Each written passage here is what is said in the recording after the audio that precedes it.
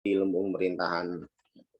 Jadi bisa teman-teman dengan adanya kegiatan ini sehingga bisa menginspirasi teman-teman untuk penelitian lebih lanjut. Dan selain itu juga saya berharap dengan adanya civil society juga dengan adanya talk show ataupun webinar civil society ini juga selain tadi untuk kegiatan akademik tapi juga untuk bisa menginspirasi untuk teman-teman berkarir di dalam pengembangan ilmu pemerintahan. Bahwa karir ilmu pemerintahan ataupun profil lulusan dari kita prodi ilmu pemerintahan bukan hanya terpaku ataupun terfokus kepada lembaga pemerintahan ataupun birokrasi, tetapi juga diantaranya adalah untuk dari penggiat civil society. Nah, maka saya harapkan dengan adanya kegiatan ini teman-teman bisa dengan serius dan sungguh-sungguh untuk menggali pengetahuan terkait dengan civil society yang akan disampaikan oleh praktisi. Nah,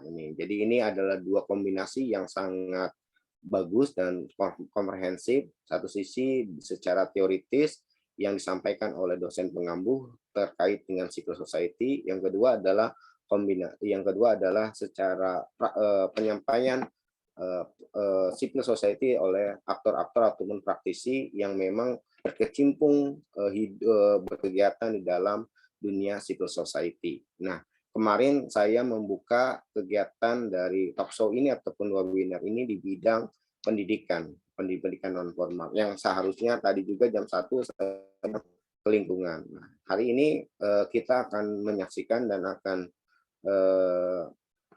belajar bersama civil society dari sisi keagamaan. Nah, itu.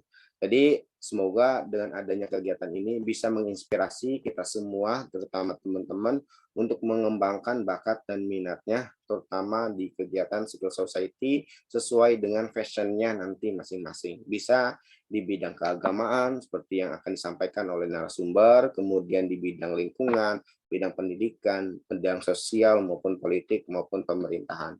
Itu adalah ranah-ranah kita ataupun yang harus kita isi oleh calon sarjana ilmu pemerintahan ataupun ranah kita sebagai mahasiswa ilmu pemerintahan.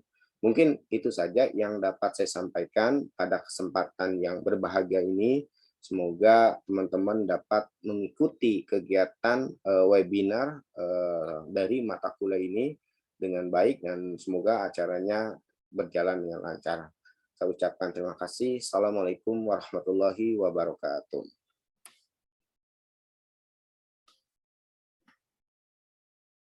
Saya kembalikan lagi kepada MC dan moderator. Ya, baiklah Pak. Terima kasih.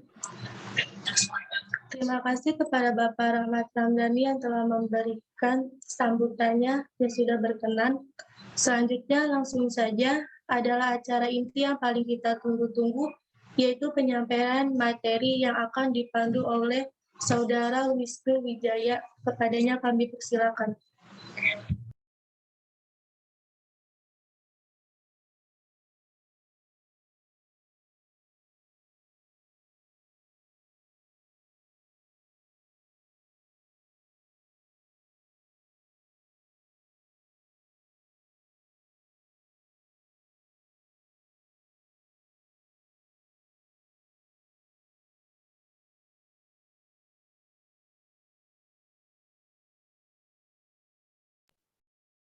Baik, sebelumnya kepada Saudara Istiana Nufa, terima kasih sudah membimbing acara ini dengan baik dan benar. Berikutnya, sebelumnya perkenalkan dulu. Nama saya Muhammad Wisnu Wijaya di sini. Saya sebagai moderator akan membantu teman-teman sekalian untuk mengikuti acara hari ini. Sebelum pemateri menyampaikan materinya, saya sampaikan beberapa ketentuan inti acara kita sebagai berikut. Yang pertama, pemateri kami beri waktu untuk penyampaian materi selama 40 menit. Yang kedua, selama pemateri menyampaikan materi, peserta tidak diperkenalkan interupsi kecuali oleh moderator. Yang ketiga, sesi diskusi atau tanya jawab dibuka setelah pemateri menyampaikan materinya. Demikian peraturan yang akan kita pakai. Selanjutnya, mungkin operator dipersilakan untuk menampilkan CV dari narasumber kita hari ini. Silakan kepada operator.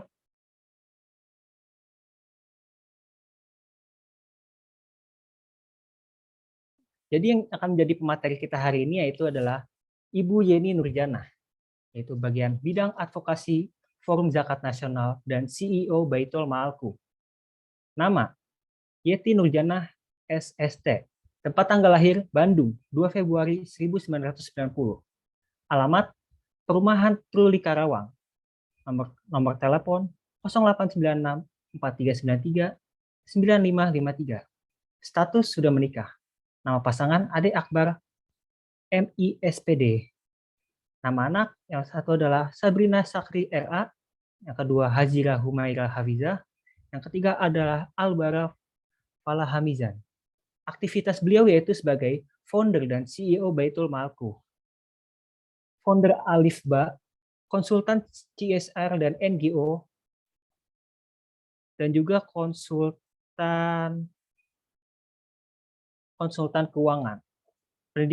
Riwayat pendidikan beliau yaitu adalah S1 Komputerisasi Akuntansi. Moto hidupnya yaitu menjadi wanita yang solihah, tanggung, mandiri, dan berakhlak mulia. Baik, selanjutnya kepada pemateri, saya persilakan untuk menyampaikan paparan materinya. Kepada Teh Yeni, saya persilakan.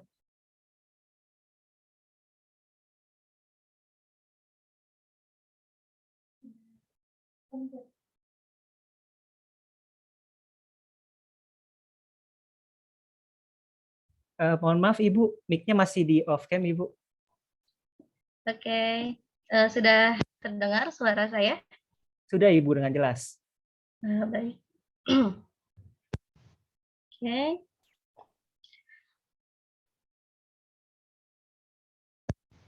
Bismillahirrahmanirrahim. Assalamualaikum warahmatullahi wabarakatuh. Waalaikumsalam warahmatullahi wabarakatuh.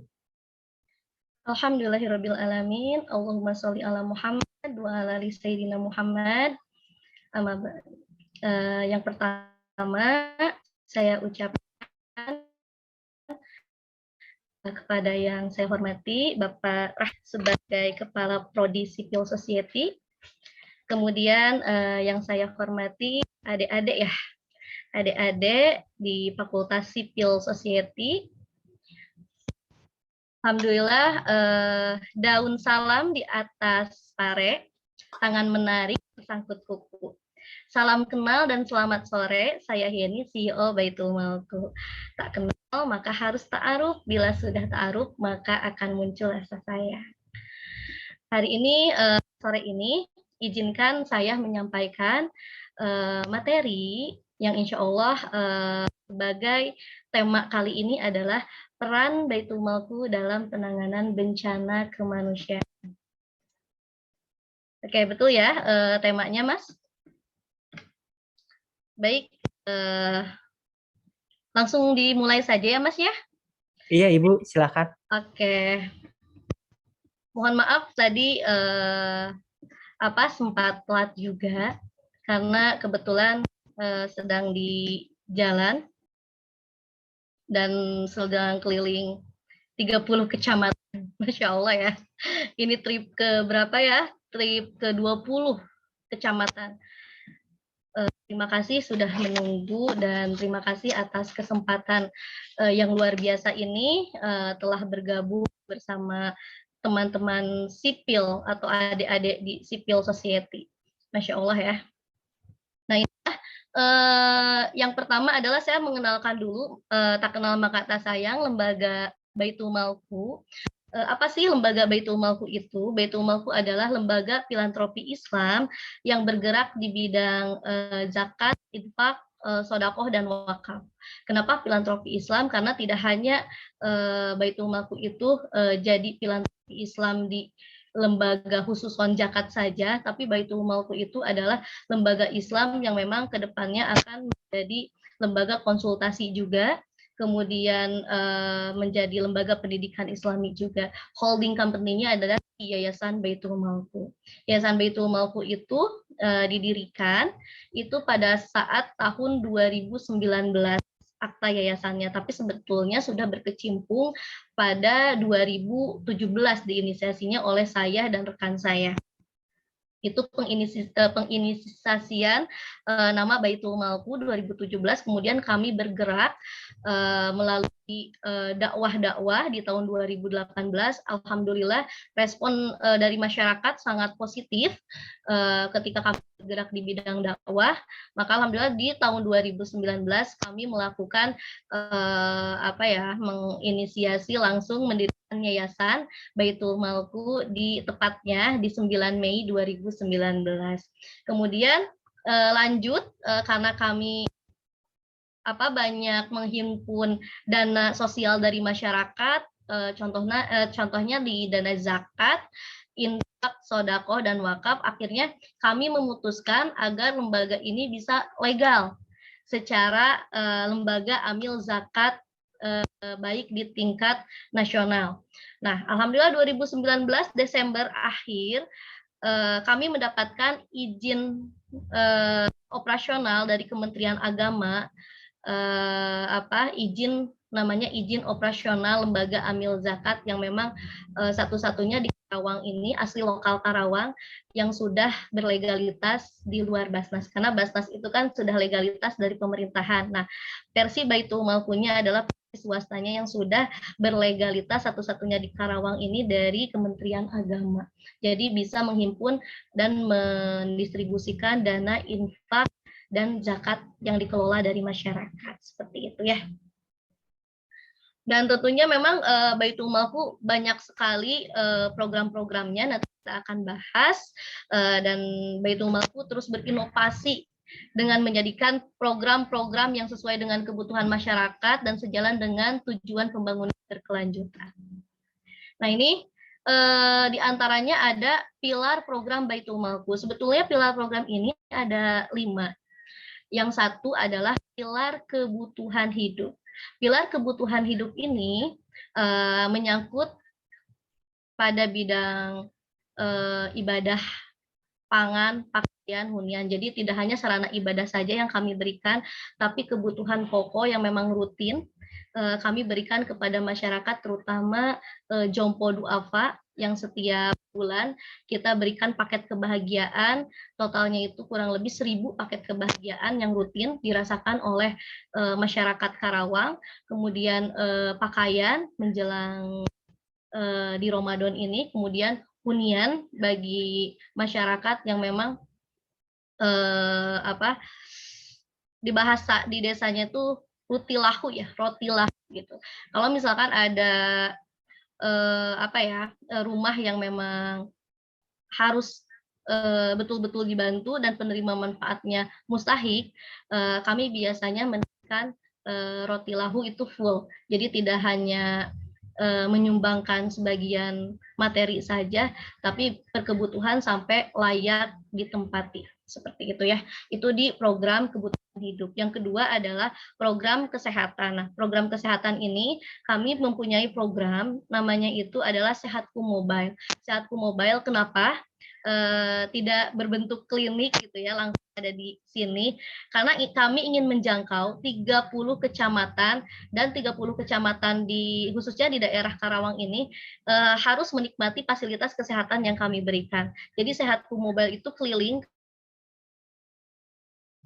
kami itu tujuan utamanya ke pelosok dan pesisir di Karawang agar mendapatkan kesehatan yang layak. Kemudian kami fasilitasi biasanya medisnya dengan obat-obatannya dan langsung bisa dirasakan oleh penerima manfaat dan itu gratis. Dan itu memang rutin. Alhamdulillah setiap bulan kami keliling ke 30 kecamatan. Hanya semenjak COVID itu terhenti selama 2 tahun karena memang tidak boleh banyak kumpulan dan menimbulkan halayak banyak. Jadi kami door to door sekaligus penyaluran nama programnya Muliakan Abah Emak. Jadi memberikan sembako sekaligus kesehatan kepada para Jompo Duafa. Jadi door to door. Kemudian yang ketiga adalah program pendidikan. Nah, di sini program pendidikannya tidak hanya programnya itu untuk SMP, SD, SMA. Kami juga mempunyai program pendidikan yaitu di jenjang perkuliahan, namanya pembinaan program pendidikan pembinaan. Nah, program pendidikan pembinaan ini biasanya kami berikan kepada mahasiswa duafa berprestasi. Kita berikan full 8 semester dan nanti insya Allah mengabdi ke Baitul Malku. Kemudian yang charity-nya adalah program beasiswa amanahku. Program beasiswa amanahku itu adalah program pemberian pendidikan melalui pengajuan, baik pengajuan kebutuhan. Jadi untuk biaya semester, biaya SPP, biaya LKS dan kebutuhan-kebutuhan lainnya, gitu ya. Kemudian yang keempat adalah program pemberdayaan ekonomi masyarakat. Nah, di sini kami mempunyai dua program pemberdayaan yang bagus, yang memang lain daripada yang lain. Satu namanya Pintara. Pintara yaitu program inisiasi petani sejahtera. Kami kenapa mengangkat petani? Karena di daerah Karawang ini banyak 80% atau 70% ya petani, yaitu di sawah. Kemudian kami juga punya program Pintara itu ada di Kabupaten Bandung. Jadi ada sawah dan ada kentang. Kemudian hasilnya adalah kami salurkan kepada masyarakat yang kurang mampu hasil dari program Pintara ini. Kemudian kami juga menginisiasi para petani supaya sejahtera, gitu ya. Kami memberikan modal selama kurang lebih 3 kali panen dan hasilnya bisa dirasakan oleh petani kecil, sehingga petani itu bisa mempunyai modal, kemudian settle dan bisa melanjutkan pertaniannya dengan lahan yang memang para petani punya, seperti itu. Yang kedua adalah program akademi kemandirian. Nah, akademi berdaya atau akademi kemandirian ini kami lakukan, alhamdulillah, untuk usia-usia produktif yang memang tidak mampu untuk melanjutkan pendidikan dan putus sekolah, apalagi terutama melamar ke industri karena keterbatasan pendidikan. Nah, disinilah di Akademi Kemandirian ini atau di Akademi Berdaya inilah teman-teman kita berikan hard skill berupa pelatihan menjahit selama 3 bulan full. Kapasitasnya itu 20 orang. Jadi sesuai dengan visi kami itu menjadikan mustahik menjadi muzaki. 20 orang ini kami bina selama 3 bulan.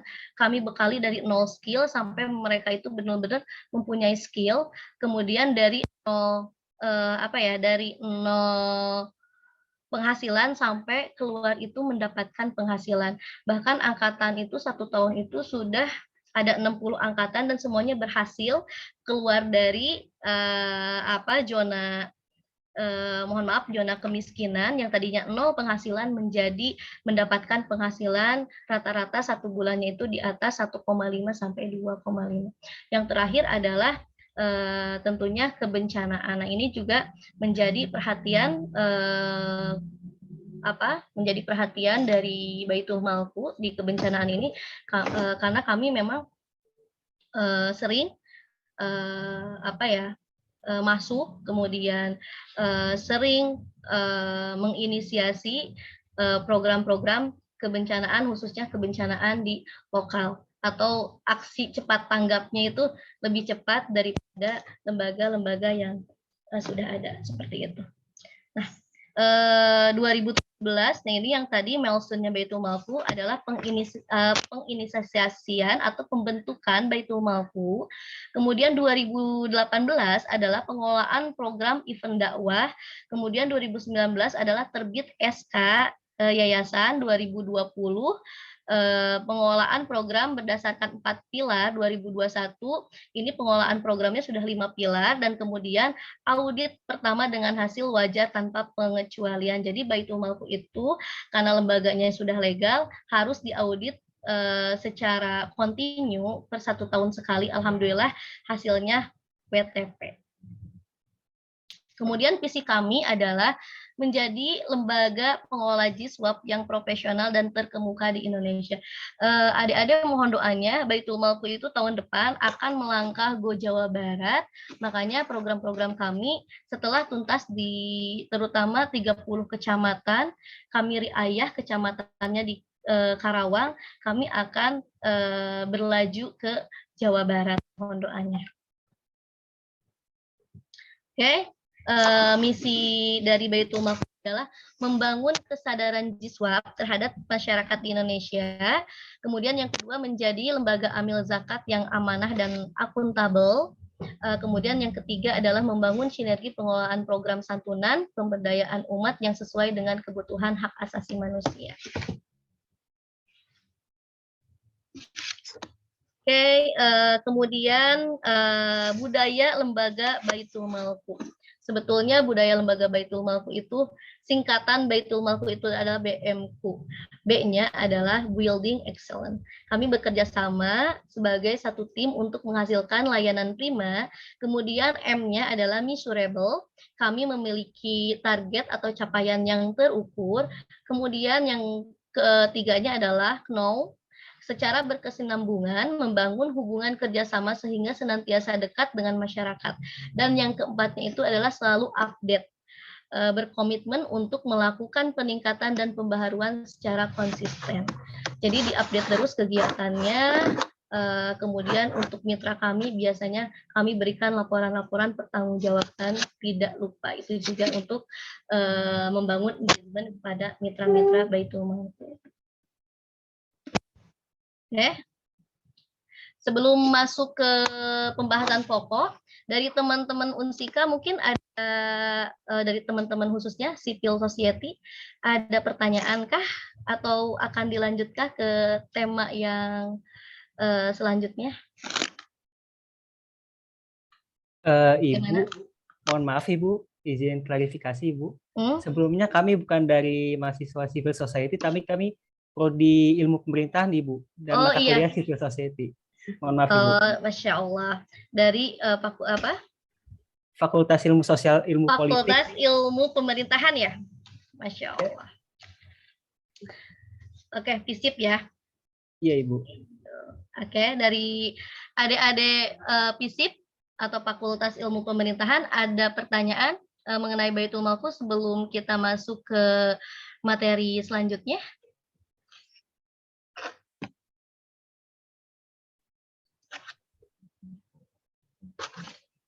Mungkin Ibu untuk sesi tanya jawab nanti setelah penyampaian materi aja Ibu. Oke, baik-baik. Oke, dilanjut ya, Mas. Kemudian apa itu bencana? Nah, ini. Bencana adalah musibah, sesuatu yang menyebabkan atau menimbulkan kesusahan, kerugian, atau penderitaan. Itu sudah jelas ya, ada di surat Al-Baqarah ayat 156 yang artinya yaitu orang-orang yang apabila ditimpa musibah mereka berkata innalillahi wa inna ilaihi raji'un. Sesungguhnya kami milik Allah dan hanya kepadanya lah kami kembali. Nah, seperti itu ya. Oke, next.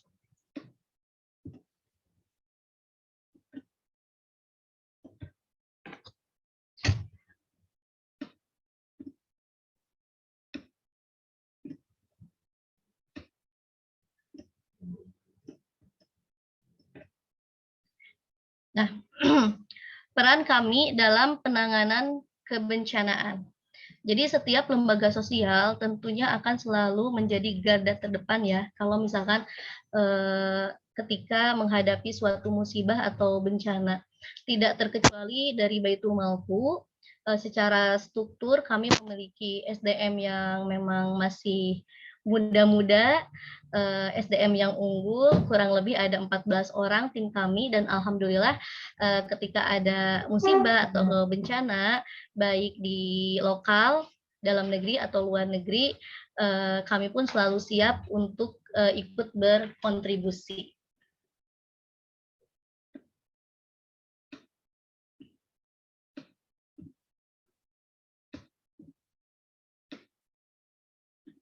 Nah, salah satunya memang yang sudah kami kontribusi adalah di kebencanaan, diantaranya letusan Gunung Api Semeru yang kemarin itu sebelum menjelang Ramadan ya, kita sudah gerak. Kemudian kebakaran PPTQ Miftahul Khairat yang memang terupdate di tahun ini. Kemudian kurban untuk Palestina, dan itu menjadi program rutin kita selama dari tahun ke tahun. Kemudian banjir Pantura dan Karawang yang terbesar di tahun 2020 kalau tidak salah. Kemudian aksi kemanusiaan untuk Palestina juga, kemudian tsunami di Banten, kemudian gempa tahun 2019 ya atau 2018 itu di Palu dan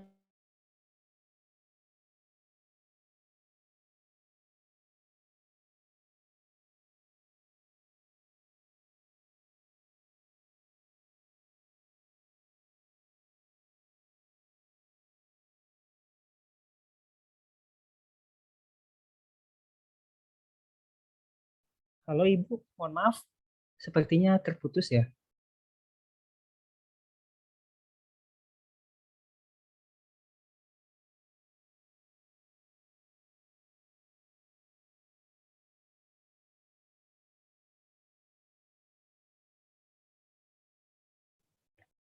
Oke, Mas, mohon maaf agak ini ya, ada Iya Ibu, terkendala sedikit.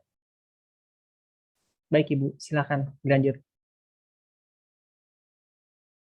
Aspiri saya lupa mengecek laptop.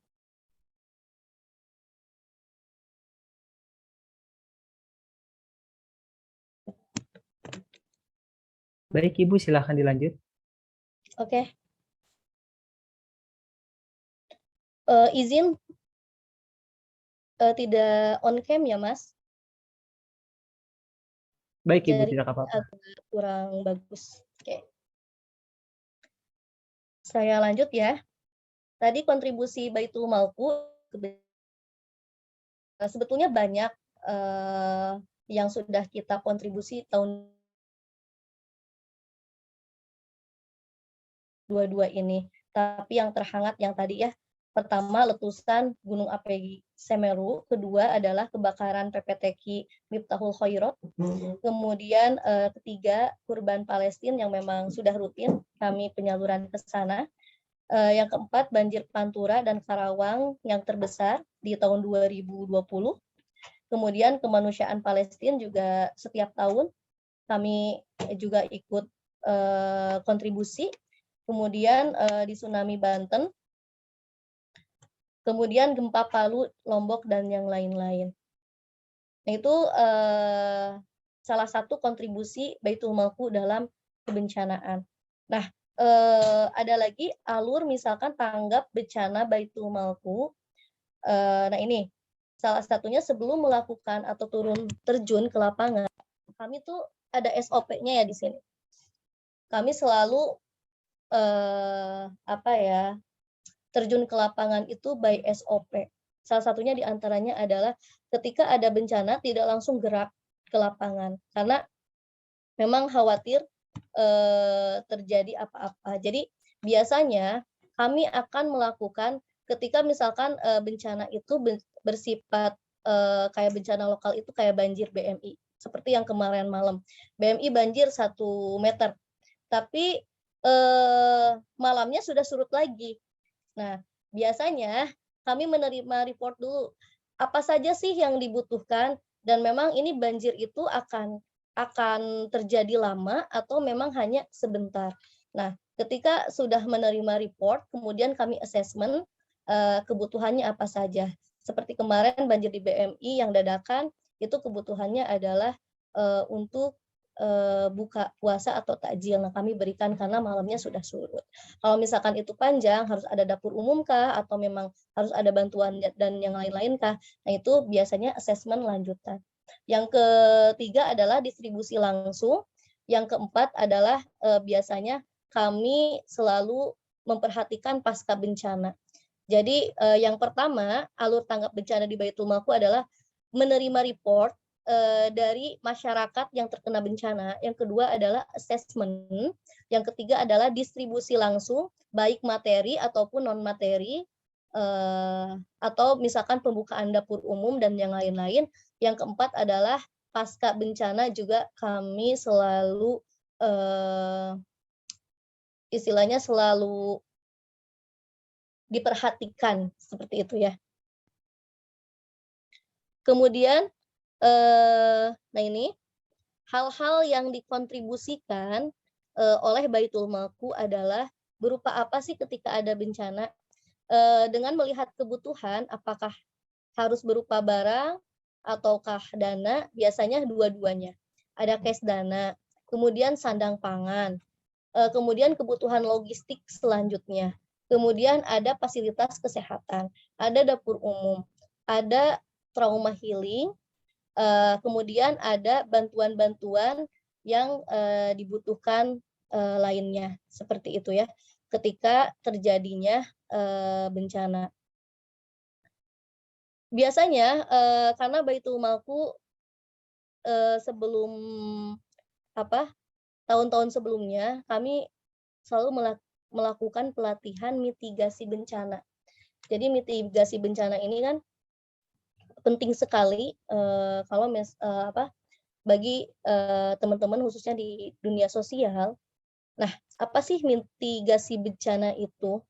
Nah, mitigasi bencana dalam pasal 1 ayat 6 Peraturan Pemerintah Nomor 21 Tahun 2008 tentang penyelenggaraan penanggulangan bencana, serangkaian upaya untuk mengurangi resiko bencana baik melalui penggunaan fisik maupun penyadaran dan peningkatan kemampuan yang dihadapi atau yang menghadapi ancaman bencana.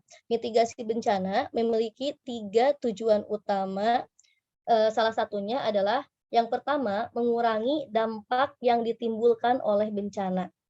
Seperti biasanya kalau misalkan ada bencana suka ada korban jiwa, padahal bukan korban ya kalau dari kebencanaan itu, penyintas harusnya. Itu yang lebih sopan. Jadi kalau melaporkan report bencana, sebaiknya jangan korban bencana itu ada 100, tapi penyintas korban jiwanya itu adalah 100 orang. Jadi ganti kata-kata korban itu dengan penyintas.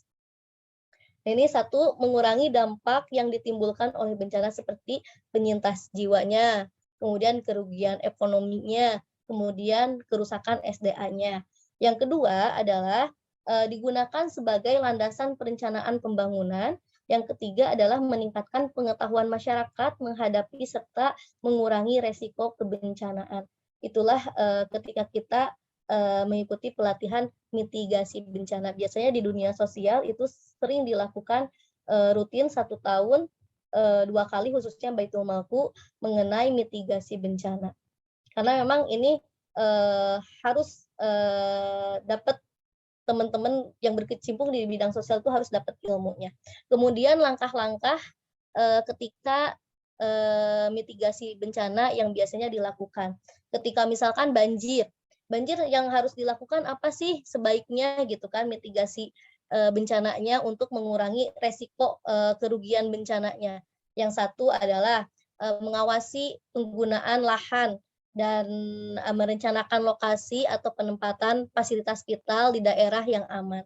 Seperti yang terjadi di BMI. Apa sih sebetulnya yang menyebabkan banjir BMI itu? Ternyata kan sungainya, karena kan sungainya itu terhalang salurannya. Nah, itu kan salah satu mitigasi yang harus dilakukan. Kemudian membangun infrastruktur kedap air. Kemudian apalagi gitu, membersihkan sungainya. Kemudian membangun pembuatan saluran air. Kemudian meningkatkan kewaspadaan di daerah rawan banjir. Kemudian meningkatkan kewaspadaan penggundulan, bisa jadi hutan gitu kan, melatih kewaspadaan dengan melakukan penyimpanan bahan makanan atau menaruh tempat tidur di daerah yang lebih tinggi. Karena kalau misalkan kondisi yang memang wilayahnya itu sering banjir dadakan, apalagi hujannya besar, tiba-tiba banjir, nah itu melatih kewaspadaan juga diperlukan, seperti itu ya.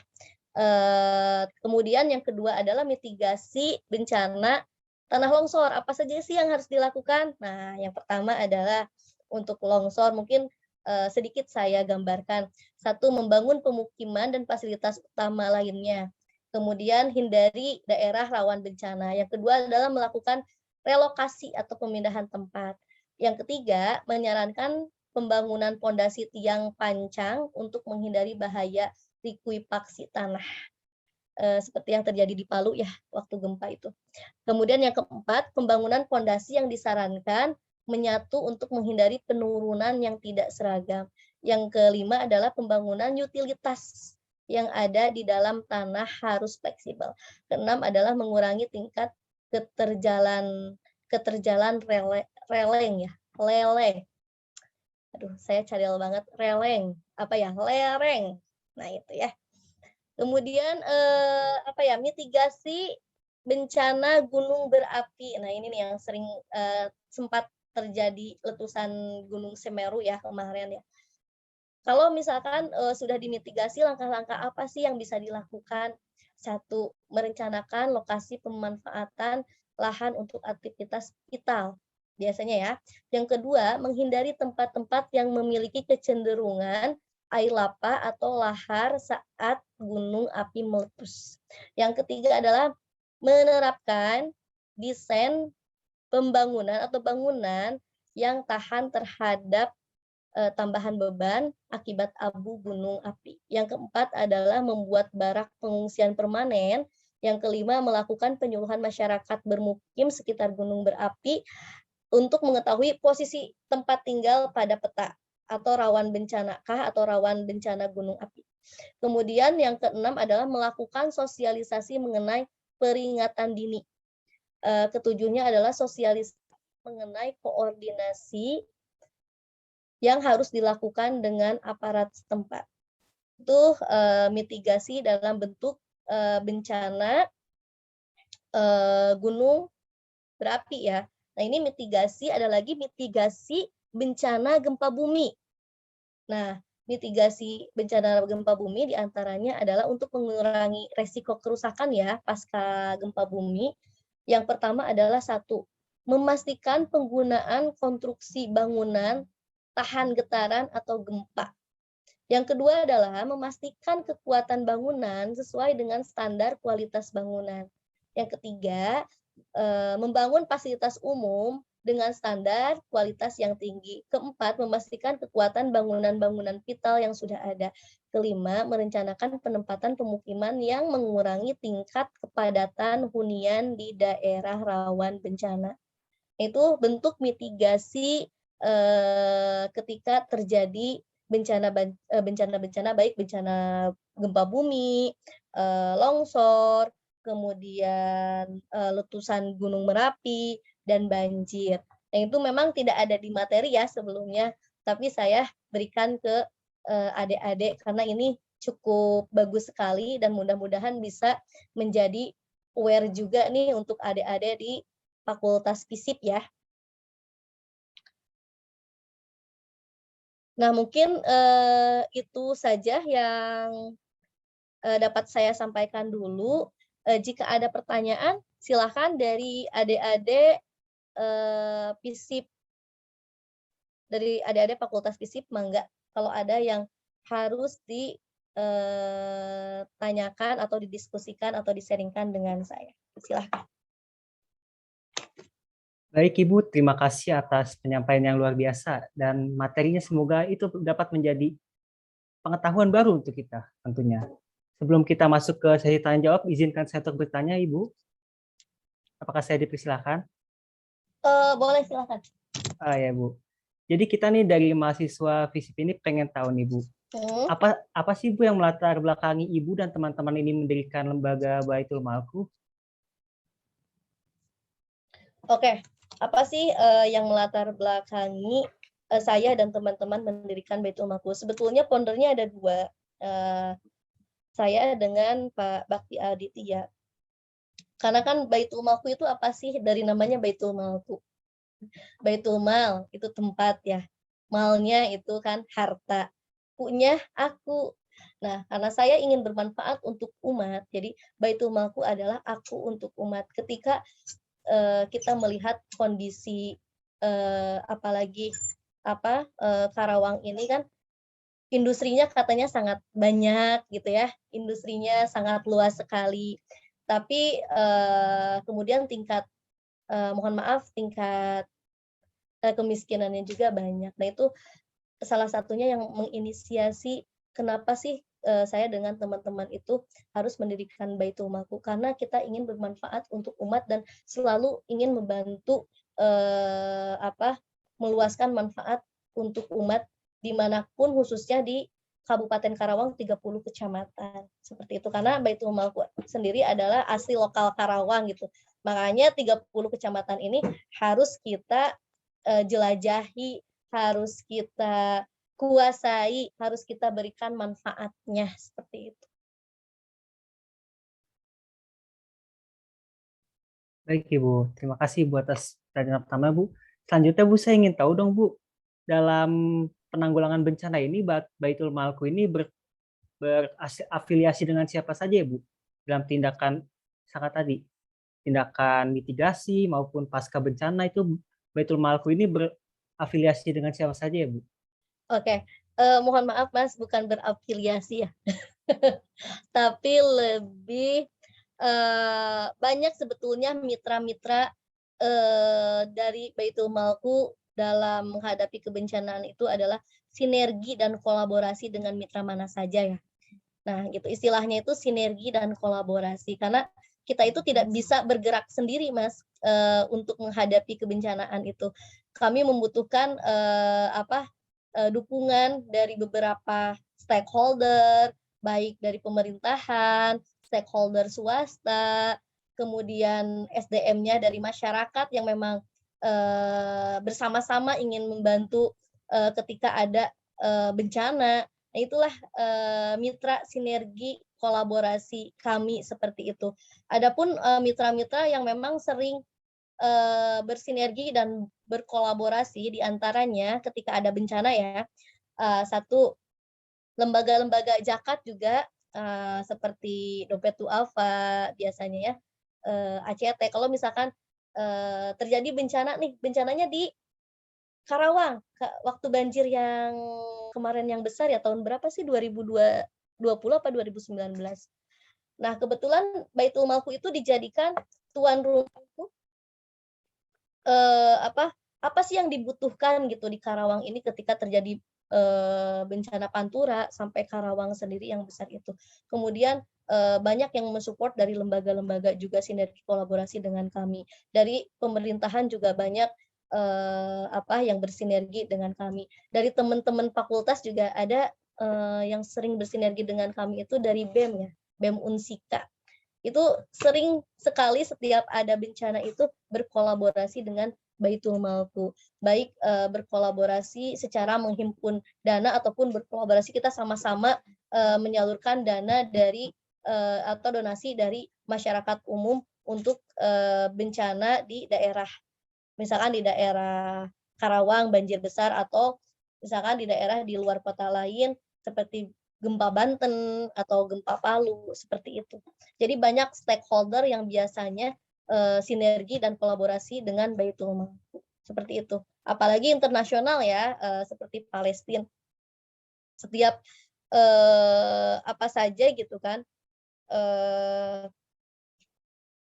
di Palestina itu selalu kita up bencana apa, bukan bencana ya, terjadi kejadian apa selalu kita up, karena donatur sangat aware sekali untuk kurban itu. Kami biasanya prioritas adalah kurban pelosok pesisir di Kabupaten Karawang khususnya, kemudian Jawa Barat, baru kurban yang rutin itu adalah kita ikut kurban di Palestina. Ingin sama-sama merasakan manfaatnya, seperti itu, baik di lokal, nasional, ataupun internasional. Seperti itu Mas, jadi sama-sama geraknya. Karena Baitul Malku tidak bisa gerak sendirian tanpa dukungan dari stakeholder sama masyarakat, terutama teman-teman ya, teman-teman mahasiswa atau yang memang energik sekali gitu kan, yang masih muda, yang mempunyai visi yang sangat kuat sekali, biasanya kami senang sekali. Dan biasanya setiap kebencanaan itu memang ada dapur umum juga, kita kolaborasi. Dan dapur umum kita itu sering dikunjungi oleh petinggi-petinggi dari pemerintahan, misalkan Bupati kemarin juga gitu, sama Gubernur Jawa Barat. Seperti itu, Mas. Baik Ibu, terima kasih Bu atas penyampaian jawabannya. Selanjutnya nih Bu, ada beberapa pertanyaan Bu dari teman-teman dari Visip Unsika Bu. Pertama dari saudara Muhammad Al-Farizi, izin bertanya. Katanya, bagaimana sih Bu cara membagi peran-peran di Baitul Malku agar bisa berjalan dengan baik dan optimal Bu? Oke, ini ya, dari Muhammad Al-Farizi ya? Betul Ibu. Oke. Bagaimana sih cara membagi peran-peran agar bisa berjalan dengan baik dan optimal? Terima kasih. Oke, karena jujur sekali Mas, alhamdulillah, Baitul Malku itu SDM-nya itu ada 14 orang. Nah, 14 orang itu adalah 3 itu tim Markom, marketing komunikasi. Kemudian ada 4 tim fundraising. Kemudian ada 4 orang lagi tim program. 1 tim keuangan dan 1 tim SDM dan 1 adalah saya sendiri gitu. Jadi Baitul Malku ini memang ketika dalam program ini kita sudah mempunyai SOP Mas.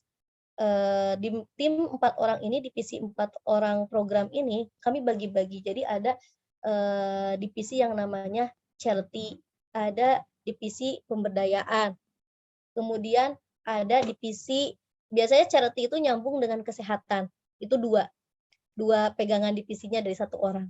Kemudian 1 orangnya lagi itu khusus ngurusin pemberdayaan, satunya lagi itu mengurusi pendidikan sama kebencanaan.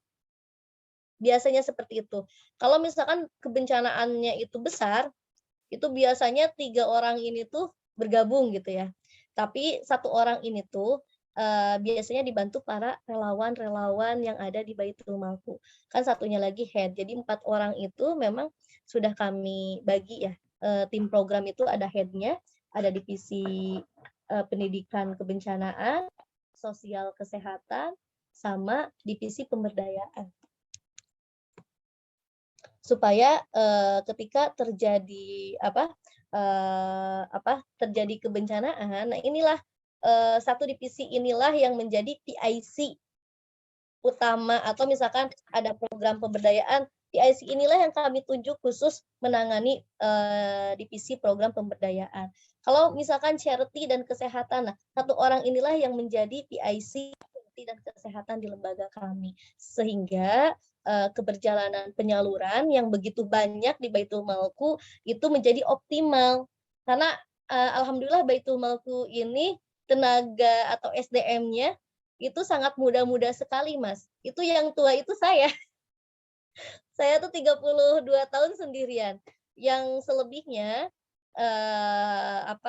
saya bilang bukan karyawan ya, tapi saya bilang lebih itu adik-adik saya di Baitul Malku tuh, adik-adik saya, rekan-rekan saya di Baitul Malku itu muda-muda dan fresh graduate semua.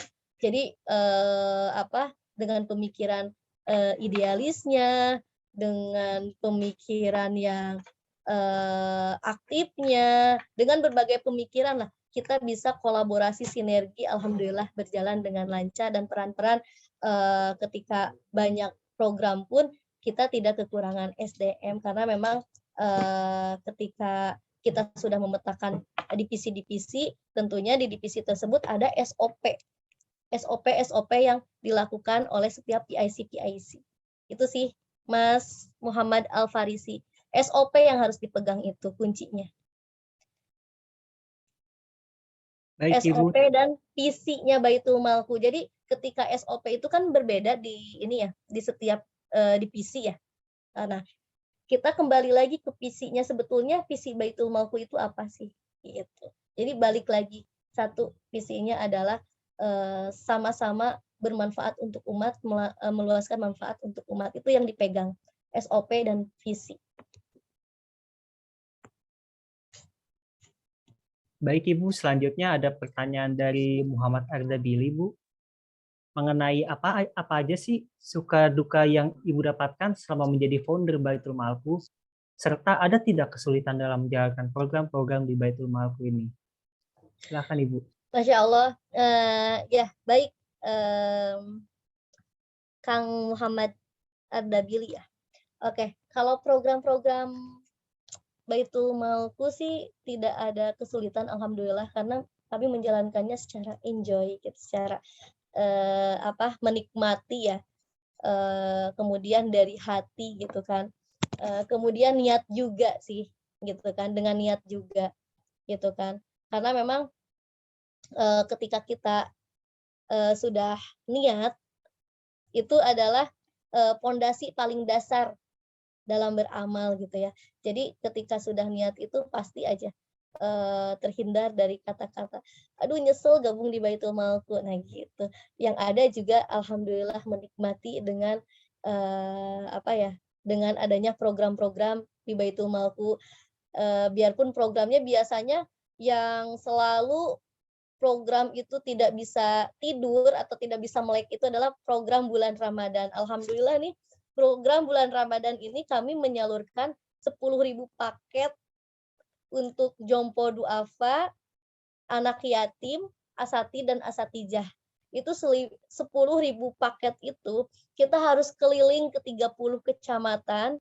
Kemudian ada mitra-mitra kami yang harus kita berikan haknya. Masya Allah, itu dengan paket 10.000, SDM juga harus banyak, dan alhamdulillah banyak relawan-relawan yang tergerak, baik dari mahasiswa ataupun relawan-relawan di luar mahasiswa yang bekerja yang bekerja di industri juga ada gitu kan. Ketika free, apa sih yang dibutuhkan Baitul Malku, misalkan saya bisanya dokumentasi, hayu ikut kita. Saya bisanya ikut penyaluran, mangga salurkan kotak kebahagiaan untuk 10.000 paket. Saya bisanya misalkan ikut packing, hayu bareng-bareng gitu kan, ikut packing. Jadi banyak sekali yang membantu Mas. Gitu. Jadi kalau suka dukanya, kebanyakan itu sukanya. Kalau dukanya sih sedikit mungkin ya. Kebanyakan sih sukanya karena kita melakukannya dengan enjoy dan kerjanya itu kita tim.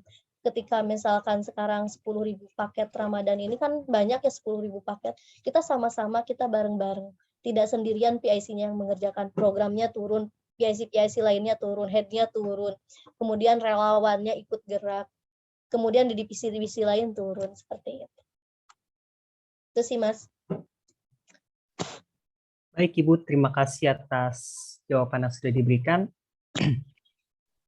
Di sini saya selaku moderator izin untuk membacakan kesimpulan dari materi hari ini. Baitul Malku berperan dalam penanganan bencana kemanusiaan.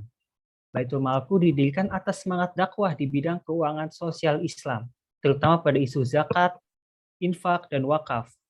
Mulai didirikan pada tanggal 9 Mei 2019 sebagai yayasan dan pada tanggal 19 Desember 2019 sebagai lembaga amil zakat. Kemudian ada pilar program yang pertama, kebutuhan hidup, menyangkut pada bidang ibadah, pangan, dan pakaian. Kedua, kesehatan, yaitu bernama pelayanan sehat mobile.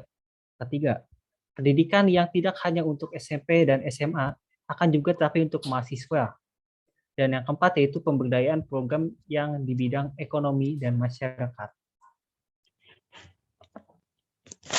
Sekian dari saya, moderator Muhammad Wisnujaya, pamit undur diri. Selanjutnya saya serahkan kepada MC.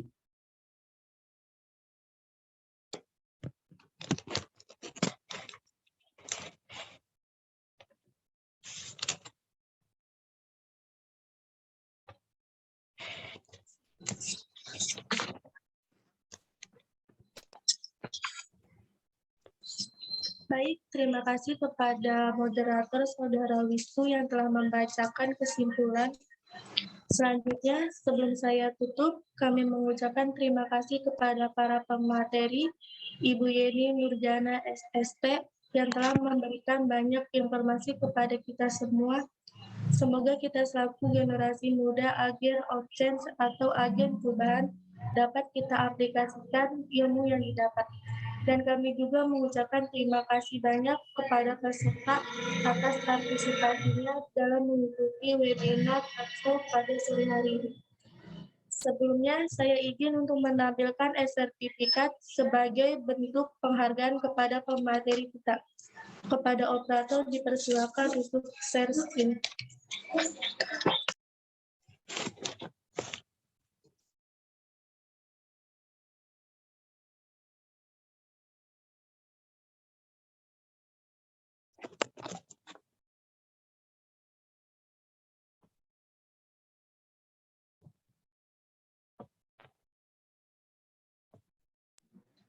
Kepada Ibu Yeti ini sebagai bentuk apresiasi kita karena sudah menjadi narasumber sebagai talkshow kita.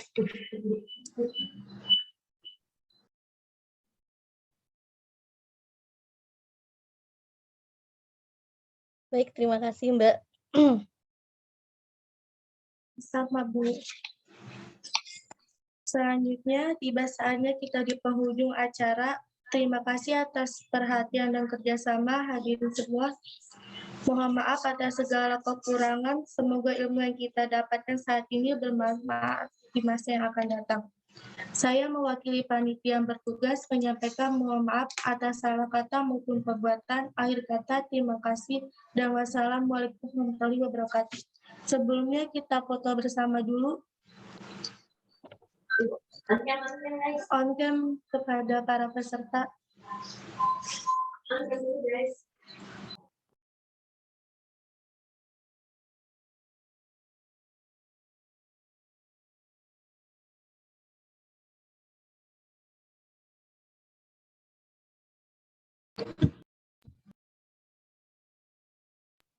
Baik, pada seluruh peserta dimohon untuk on cam ya. Kita akan adakan sesi dokumentasi.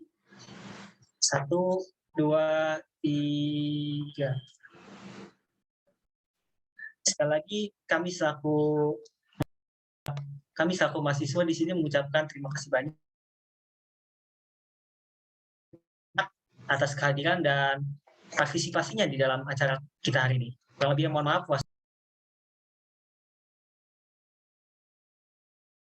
Waalaikumsalam warahmatullahi wabarakatuh.